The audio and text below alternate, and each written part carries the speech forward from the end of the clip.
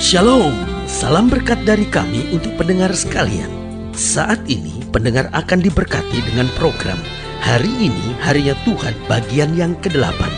Sebuah program rohani tentang doktrin Alkitab yang menolong kita untuk semakin tertanam dalam kebenaran firman dan bertumbuh dalam kemuliaan. Bersama hambanya, Pendeta Gilbert Lumwendong, STH. Banyak orang merasa doktrin Alkitab sebagai sesuatu yang membingungkan. Tetapi tahukah saudara bahwa doktrin Alkitab intinya adalah memahami Alkitab dengan benar, dengan pemahaman yang sistematis, sehingga kita terus dapat tertanam di dalam kebenaran firman, sehingga kita terus bertumbuh di dalam kemuliaan Allah. Buka hati saudara sekalian untuk menerima berkat-berkat firman-Nya hari ini.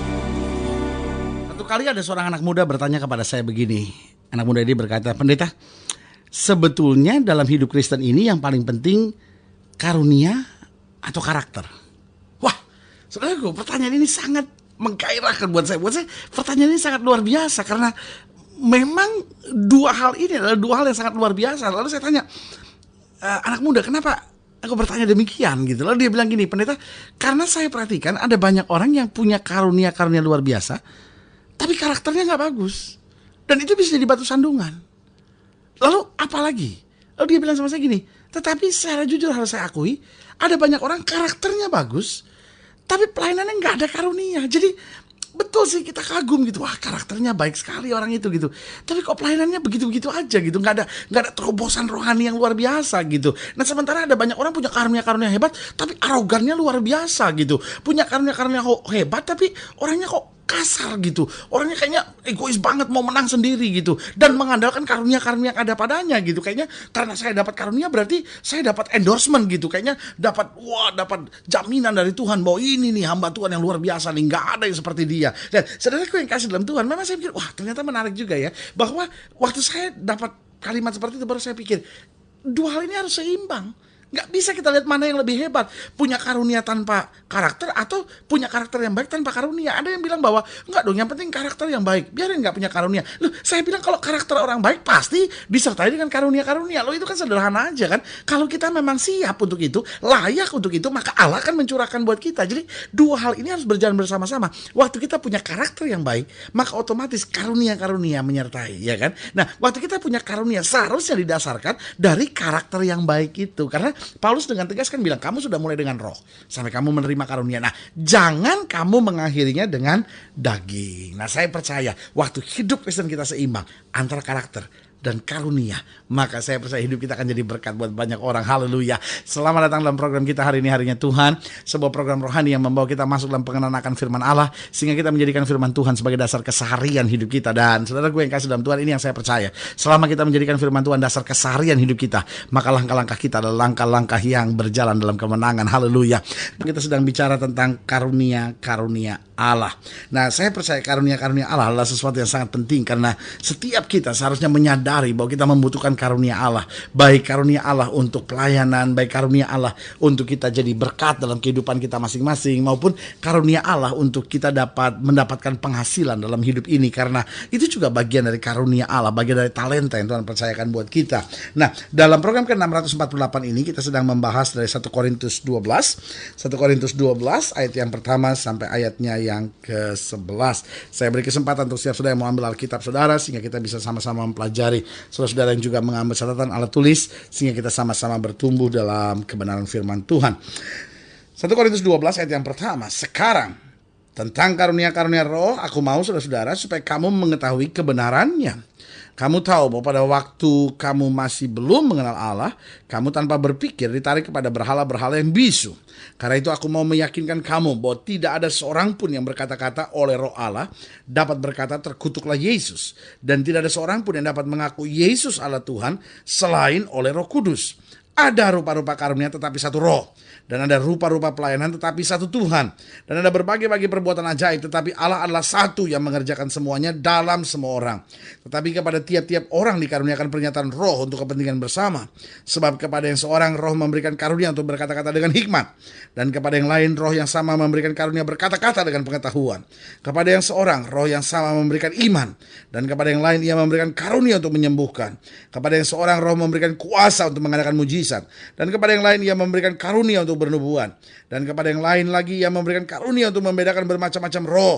Kepada yang seorang ia memberikan karunia untuk berkata-kata dengan bahasa roh. Dan kepada yang lain ia memberikan karunia untuk menafsirkan bahasa roh itu. Tetapi semuanya itu dikerjakan oleh roh yang satu dan yang sama, yang memberikan karunia kepada tiap-tiap orang secara khusus seperti, perhatikan baik, yang dikehendakinya. Berarti jelas kalimat terakhir ini, kalimat yang mengajarkan sesuatu yang luar biasa, bahwa karunia diberikan sesuai dengan yang dikehendakinya. Nah, waktu kita baca ayat-ayat bacaan ini, maka ada beberapa pelajaran yang sangat luar biasa yang dapat kita pelajari dalam ayat-ayat bacaan ini. Yang pertama saya pelajari, bahwa setiap orang sebetulnya dipercayakan Tuhan karunia.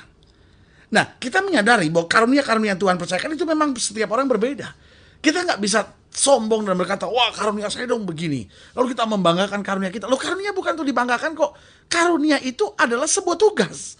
Jadi karunia itu bukan sesuatu yang perlu kita banggakan. Karunia itu adalah sebuah tugas. Sama seperti seorang yang dipercayakan oleh atasannya. Kamu adalah seorang pengawal. Kamu seorang satpam. Kamu seorang yang karena pengawalan yang kamu hadapi itu berat, kamu harus bawa pistol. Nah, saudaraku yang kasih dalam Tuhan, pistol itu adalah tanggung jawab. Pistol itu adalah tugas. Itu bukan sesuatu yang harus kita tunjukkan kepada orang lain dan bilang, gue dong bawa pistol. Lu enggak gitu, wah gue hebat nih, lu macam-macam gue tembak. Lu bukan itu. Kalau kita akhirnya misuse it, kita akhirnya salah mempergunakannya, maka saudaraku yang kasih dalam Tuhan, akhirnya si pemberi kuasa akan mengambil kembali. Karena berarti saya nggak bisa mempergunakan karunia itu. Loh, saudaraku yang kasih dalam Tuhan, setiap kita diberi tugas oleh Tuhan. Iya kan? Tuhan punya divine purpose gitu. Tuhan punya rencana ilahi buat hidup kita. Nah, sekarang persoalannya, waktu kita dipercayakan sesuatu oleh Tuhan, maka pada saat yang bersamaan Tuhan juga sediakan karunia-Nya. Karena Tuhan bukan memberi perintah tanpa menyediakan sarana untuk mencapai perintah itu. Karena itu Dia berikan karunia. Nah, karena visi kita masing-masing berbeda, karena kepercayaan yang Tuhan berikan kepada setiap orang masing-masing juga berbeda, karena itu karunia yang Tuhan percayakan juga berbeda.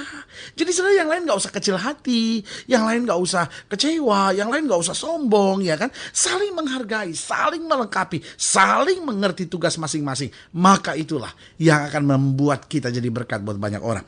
Yang kedua saya pelajari dari pelajaran tentang karunia ini, yang pertama saya pelajari setiap orang dipercayakan Tuhan karunia. Yang kedua, karunia menjadi berarti kalau masing-masing saling melengkapi. Karunia itu tidak ada artinya kalau akhirnya kita saling berantem. Karunia itu tidak ada artinya kalau akhirnya justru datangnya perpecahan. Bukankah sekarang seringkali dalam pelayanan, dalam tugas gereja, kita alami hal-hal yang sama.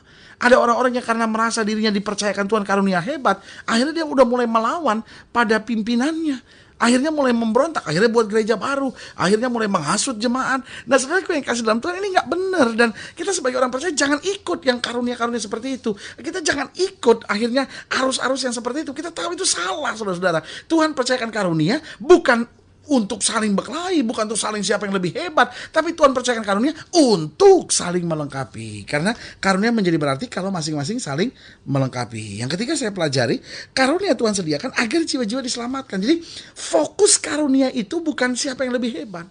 Fokus karunia itu jiwa. Jadi kalau sudah dapat karunia, misalnya Tuhan percayakan sudah bisnis sudah berhasil, nah pakai kesempatan berkat Tuhan itu, pakai kesempatan yang Tuhan percayakan itu untuk kita jadi berkat lagi buat orang lain. Sudah punya karunia misalnya mengatur strategi sesuatu dengan baik, pakai untuk pekerjaan Tuhan. Saudara-saudara yang punya karir bagus, saudara-saudara yang mungkin punya karunia menyanyi dengan baik, saudara-saudara yang punya karunia untuk bermain musik dengan baik, bermain drama dengan baik, pikirkan, doa sama Tuhan, bagaimana dengan apa yang ada pada saya ini, saya mau jadi berkat buat jiwa-jiwa. Karena kita sadar bahwa itu karunia yang Tuhan percayakan buat kita gitu. Jadi ingat ya, pelajaran pertama bahwa setiap kita tuh dipercayakan Tuhan karunia. Jadi nggak perlu kita kecil hati lalu, aduh jangan-jangan kok Tuhan nggak kasih karunia apa-apa buat saya. Nah, setiap kita dipercayakan Tuhan karunia. Nah lalu yang kedua ingatlah, karunia menjadi berarti kalau masing-masing kita saling melengkapi. Baru yang ketiga, karunia Tuhan sediakan agar jiwa-jiwa diselamatkan. Nah yang keempat, yang terakhir yang perlu kita mengerti bahwa tujuan akhir dari karunia adalah kemuliaan bagi Tuhan dan perluasan kerajaan Allah di bumi. Jadi tujuan akhirnya adalah supaya nama Tuhan dipermuliakan, kerajaan ini diperluas. Makanya murid-murid datang berkata, Tuhan, bahkan setan-setan takluk kepada kami demi namamu.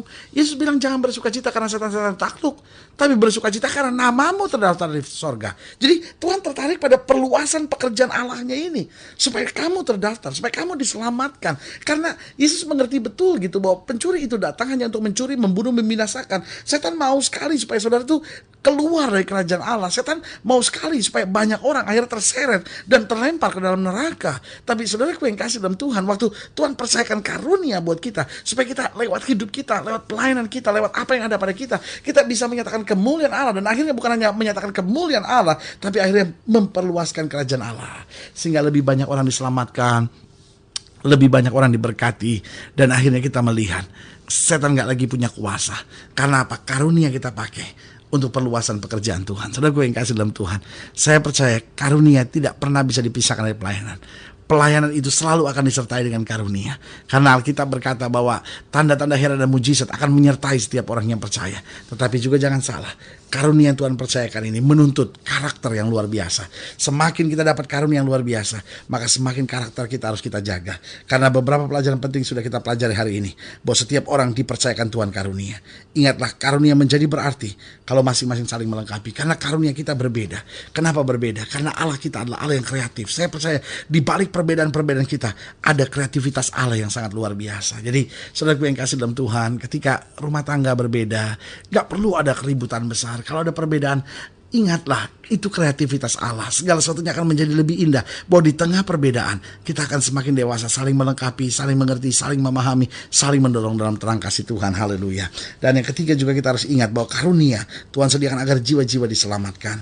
Dan akhirnya tujuan akhir dari karunia adalah kemuliaan bagi Tuhan dan perluasan kerajaan Allah di bumi ini. Haleluya. Saudara yang kasih dalam Tuhan, saya percaya bahwa hari ini kembali adalah hari di mana Tuhan menjawab persoalan kita, supaya kita hidup dalam karunia Allah dan jadi berkat buat banyak orang. Kalau sedang dilayani lebih jauh, hubungi kami melalui telepon, hubungi kami melalui surat, kunjungi website kami.